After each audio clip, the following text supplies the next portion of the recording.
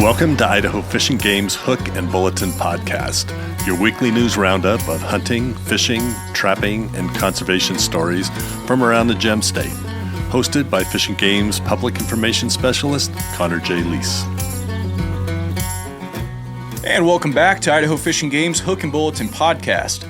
Lots of juicy news to get through today, and if you're a Kokanee angler, the stories just keep on coming.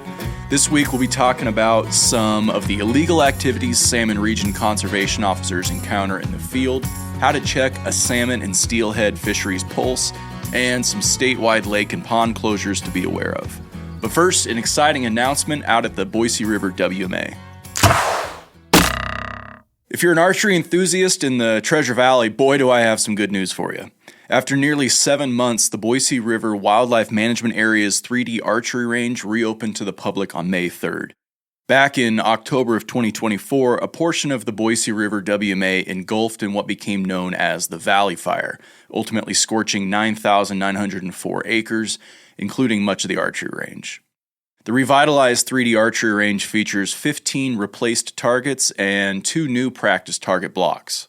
This effort could not have been done without the dozens of volunteers, archery clubs, and partners who came out and helped install the targets and cleaned up the course in April.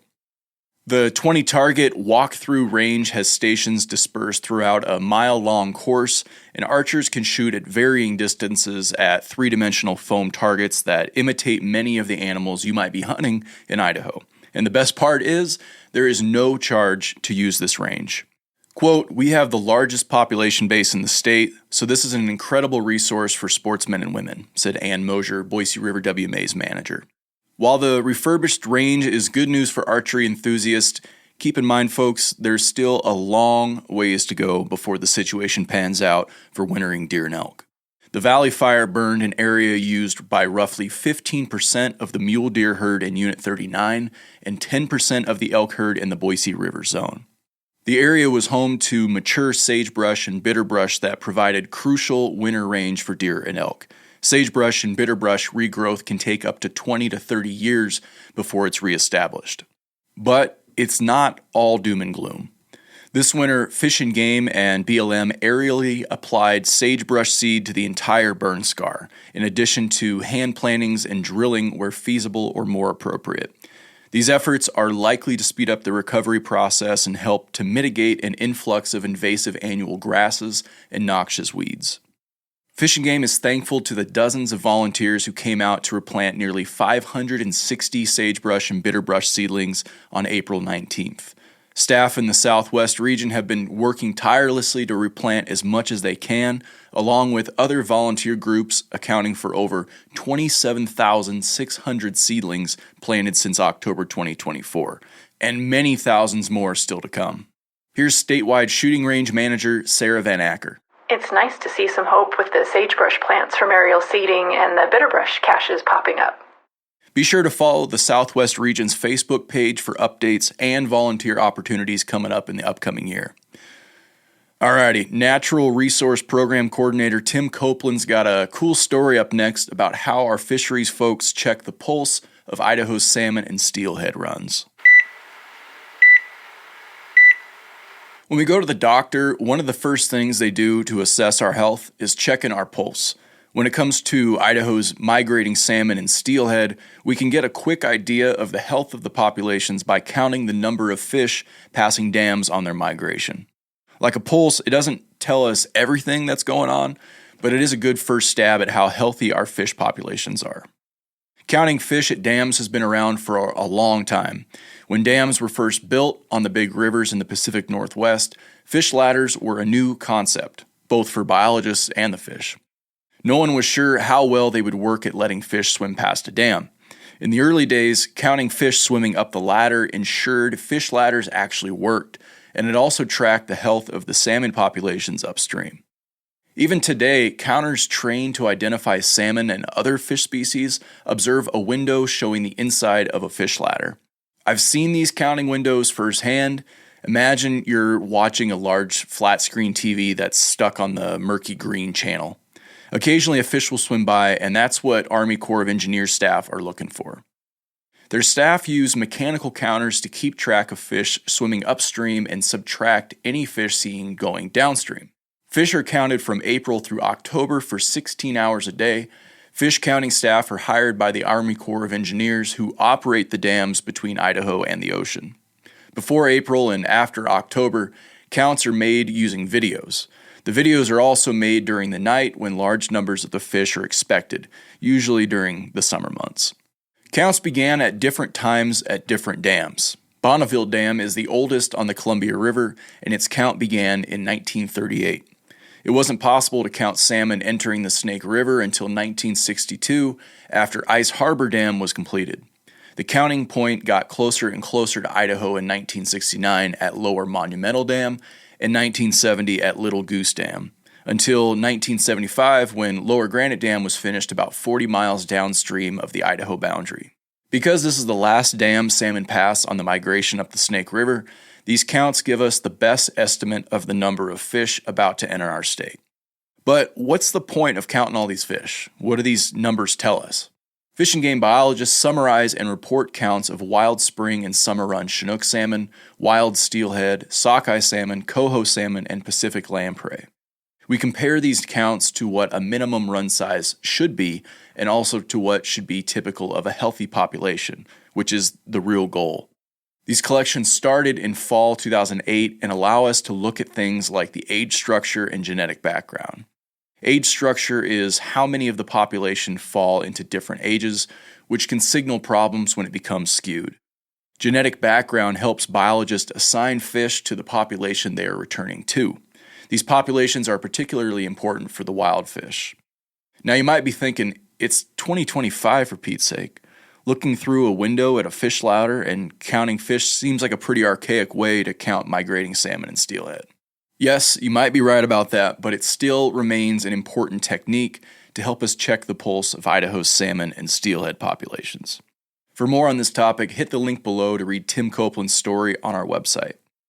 Now, next up, if you've ever wondered what a day in the life of a game warden is like, Mike Demick up in the Salmon Region is here to share a few real-life stories from some of our COs.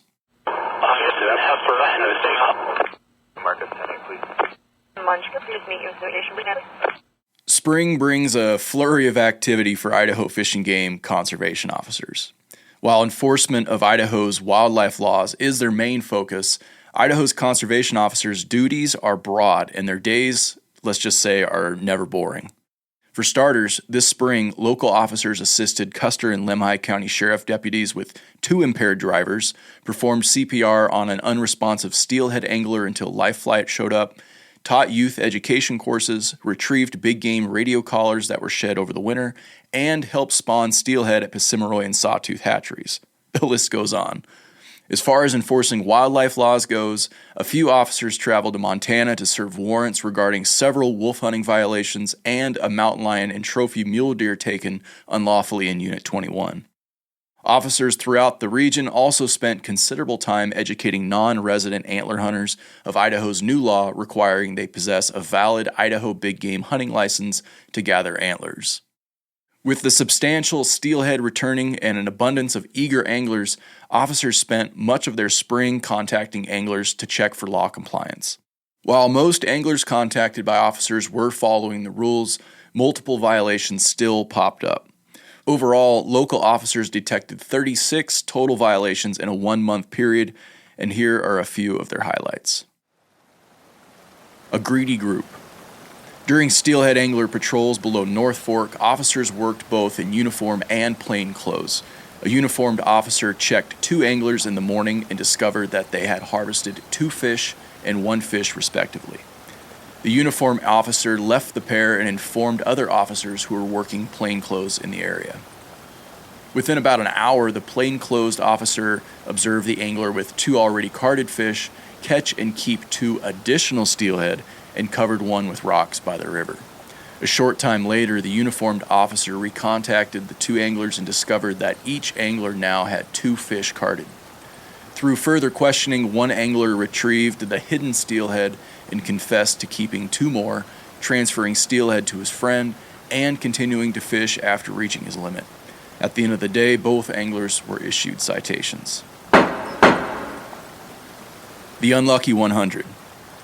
Wanting to take advantage of the beautiful March weather of high winds and sideways snow, 2 officers decided to check anglers from a boat in plain clothes in the Ellis area. The patrol resulted in over 100 license checks. On what turned out to be license check number 100, officers observed an angler catch and keep a steelhead, hang it in a tree, then return to fishing without attempting to validate his permit. When contacting the angler, the officers discovered that the man had not purchased a steelhead permit and was using barbed hooks. The angler was issued citations. Abundant anglers. While conducting a check station on the river road below North Fork, 2 officers contacted 111 steelhead anglers and checked 70 fish. During one contact, an angler stated that he was in possession of 4 steelhead and was transporting 1 fish for a friend. Upon inspection, officers discovered 10 filleted fish, which is more than the possession limit. Upon closer inspection, 5 of the fish had no evidence of a healed scar. The angler did not have a proxy for any of the fish, but was adamant that all fish caught were not his. Officers contacted the 2 other anglers in his group and confirmed the fish were legally harvested. All anglers were issued citations and educated on the steelhead regulations. Remember, these stories are just a drop in the bucket of what our conservation officers see in the field year-round. If you're like me and eat these stories up, then you need to check out episode number 42, Patrolling Salmon's Backcountry. If you've already put an ear to it, then you know just how good Salmon Regional Conservation Officer Justin Williams is at spinning a yarn. And he ain't the only one. I can't say for sure when, but we got another game warden interview in the on-deck circle that should hopefully be coming out in the next month or so. So be sure you're subscribed to this here podcast and our YouTube channel so you know the second these episodes drop. Next up, speaking of future podcast topics, we got a load of hot tips for kokanee fishing straight from the folks that know them best. Kokanee fishing techniques might be described as familiar but different. People catch kokanee primarily by trolling, which is a pretty common method of fishing. But when you think of most species you troll for, there's usually a variety of ways to catch those fish, including from the shore. That's why kokanee are different. Kokanee are pelagic, which means they spend most of their time suspended in open water. Kokanee's primary diet is plankton, which also differs from other game fish that tend to eat a variety of things. Now, in case you didn't know, kokanee are landlocked sockeye salmon, which are native to Idaho, but kokanee fisheries are mostly the result of fishing game stocking fingerlings in lakes and reservoirs. During late summer and fall, fish and game crews capture and spawn adults to replenish hatcheries so they can raise and release the next generation. Kokanee abundance and scarcity are typically caused by environmental conditions, but through decades of experience, biologists have maintained fairly reliable kokanee fisheries throughout Idaho that attract thousands of anglers. Kokanee populations still fluctuate annually because biologists can't control the amount of food available for kokanee in each body of water, but they strive to meet anglers' preferences for kokanee fishing within the natural fluctuations. All this is to say that fish and game biologists manage kokanee a little differently than other species, and anglers do things a little differently to catch them. If you're new to kokanee fishing, you may hear some terms that sound more like euphemisms than tackle options. Dodgers, snubbers, hoochies, and downriggers might make a nun blush and sound totally foreign to you, but don't be intimidated. It's easy to learn the lingo of kokanee fishing, and a really good way to familiarize yourself is by visiting your favorite tackle shop or enrolling in the University of YouTube for a semester to study basic kokanee gear and trolling tactics. Fortunately for you, Idaho Fish and Game staff not only stock and manage kokanee fisheries throughout the state, they also spend some time fishing for them. And thanks to one said kokanee angler and information supervisor, Roger Phillips, you get to hear all of our staff's hottest tips for kokanee angling. John Casanelli, Fish and Game Anadromous Fish Manager, Rob Ryan, Panhandle Regional Fisheries Biologist, Roger Phillips, Public Information Supervisor, Martin Koenig, Sport Fishing Program Coordinator, Andy Ducks, Panhandle Regional Fisheries Manager, and Sarah Casanelli, Digital Content Manager. This won't be the last time we talk about kokanee on this podcast. And let's just say you might want to be trolling your favorite podcast streaming platform for a new full-length discussion coming out next Friday. But if you're dying to get out on the water this weekend and want some game-changing strategies from our folks that know the fish best, hit the link below to read Roger Phillips' story on our website. And that is all the major news stories for this week. Let's hit the rapid fire bulletin. Sometime during the week of May 4th through May 10th, Idaho Fish and Game staff will be assisting the city of Caldwell with an herbicide application at Caldwell Rotary Pond to knock back invasive aquatic weeds that frequently make the pond unfishable in the summer months. The actual date of the treatment will depend on pond conditions and weather. During the treatment and for 2 weeks following its completion, Fish and Game advises that fish from the pond should not be consumed. Additionally, dog walkers should avoid letting their pets drink from the pond during this time. Otherwise, the pond may be used for typical activities immediately following treatment. Idaho Fish and Game will temporarily be closing 5 of its fishing and boating access sites in the Panhandle region for short-duration repairs during the month of May. The sites include Spirit Lake, Hayden Lake Sportsman, Clark Fork Drift Yard, Kokalala Lake, and Twin Lakes. Our folks know these access closures are an inconvenience, and we thank you for your understanding and patience. Once the work is completed, the sites will be more usable by the public than they currently are, and they will remain usable much longer into the future. For more information or if you have questions, please contact the Panhandle Regional Office. Due to core drilling around the Winchester Dam, the Fish and Game access area at Winchester Lake will be closed the week of May 12th through the 16th. This work is in preparation for future Winchester Dam upgrades and repairs. The temporary closure will not affect the Winchester State Park access areas and boat ramps. Contact the Clearwater Regional Fish and Game Office for more information at 208-799-5010. Okay, that's it for this week's stories. It's time for our question of the week.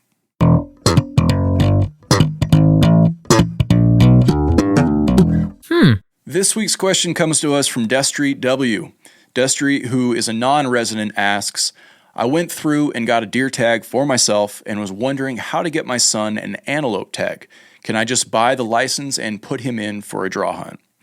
Big thanks, as always, to Tara Reichert, our licensing manager, for her help on this one.